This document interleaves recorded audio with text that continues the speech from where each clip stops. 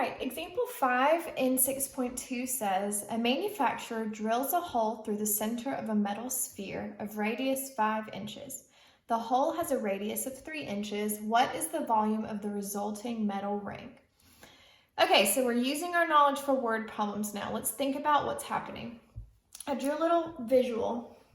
A manufacturer is drilling a hole through the center of a metal sphere of radius 5 inches. Okay, so we have this sphere. From center to outside of the sphere is 5 inches. And then the manufacturer is going to take a drill and just drill a hole straight through the middle of it. So from here to here, the radius is going to be 3 inches. So we know that there's some difference. It's not drilling a hole that's the same.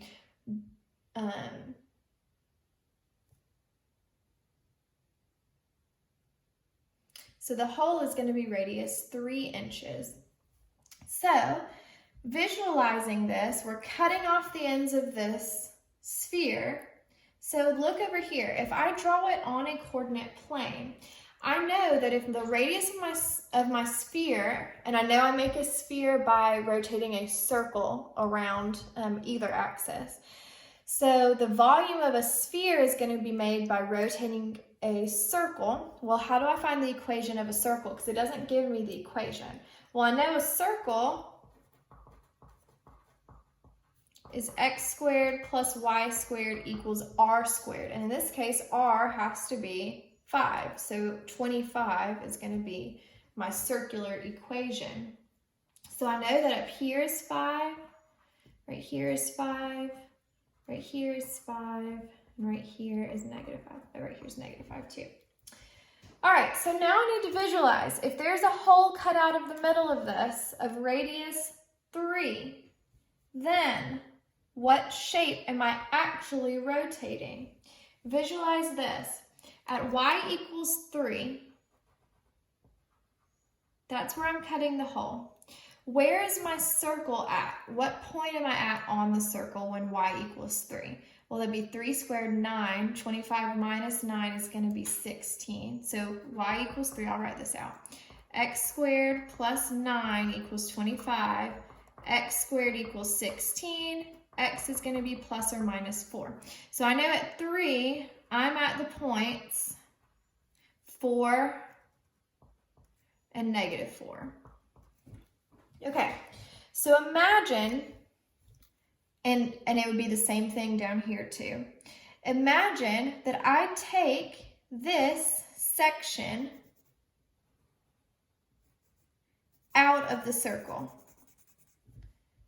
and I rotate just this part. This is the part that's going, because this is gone now, because I've cut it out of the middle. This little section up here is actually all that's being rotated around to get this shape without the sides. So visualize that for a second. This little part up here, if I rotate that around the x-axis, then I'll actually get my spherical shape minus these sides and minus the inside. It's going to be hollow on the inside. In your book, there's a good picture of this at example 5. So look at your book, look at the visual of it. But now we know that if I make my circle, and I'm going to use my y coordinates, my circle is only going to go from negative 4 to 4. So 4, negative 4, and then it's going to actually just be a semicircle. So it goes from here, it goes up to 5, and then it goes back down to 4. This is the shape that I'm going to be rotating about the x-axis. All right, so what I need, and we're rotating it about the x-axis, and that will get me my shape. So we have a hole, which means we're going to have to use the washer method. We need to figure out what my outer radius and inner radius are. Well, if I'm rotating here, always start on the axis, go the farthest you can up to the top of the shape. That will be your outer radius. So my outer radius is going to be the circular equation. Okay, so outer radius is the circle, but I need it in terms of x, so I need to solve for y. So I need to solve for y up here. So that would be y equals square root of 25 minus x squared.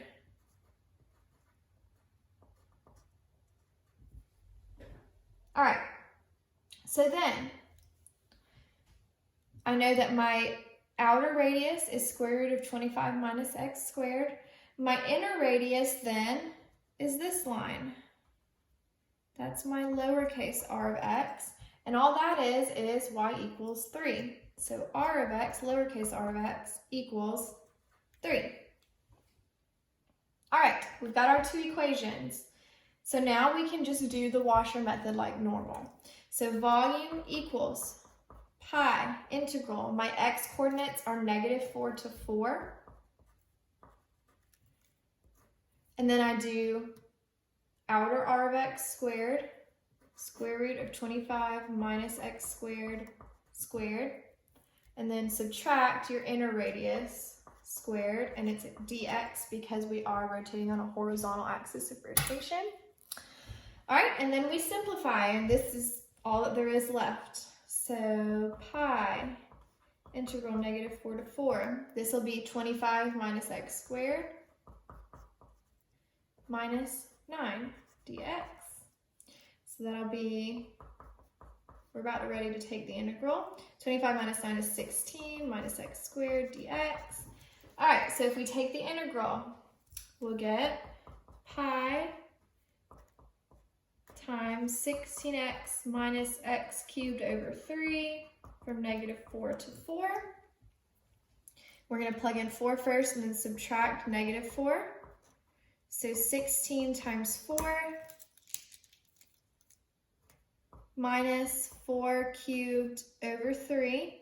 And then we're going to subtract 16 times -4 minus -4 cubed over 3. Use your calculator, simplify. You know I like fractions better than decimals, so let's get a fraction as our answer. 16 times 4 is going to be 64. 4 cubed is also 64 over 3, plus 64 again, and then again, minus 64 over 3. All right, so then we'll get pi 128 minus 128 over 3. Common denominator, simplify, you should get 256 pi over 3 as your final answer.